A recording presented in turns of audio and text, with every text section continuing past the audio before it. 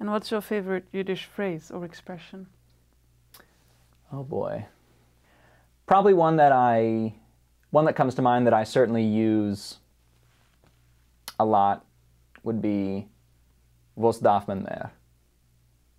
What more do you need? What do you like about that expression? It has an English equivalent. What more do you want?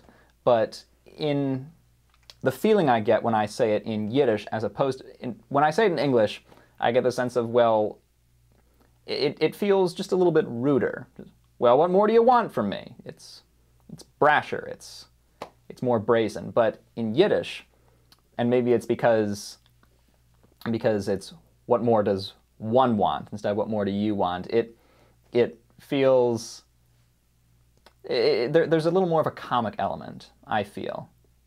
But also, there's a little more of a comic element, but I most often use it if I really feel that I'm satisfied, I have all I need, and what more could I want?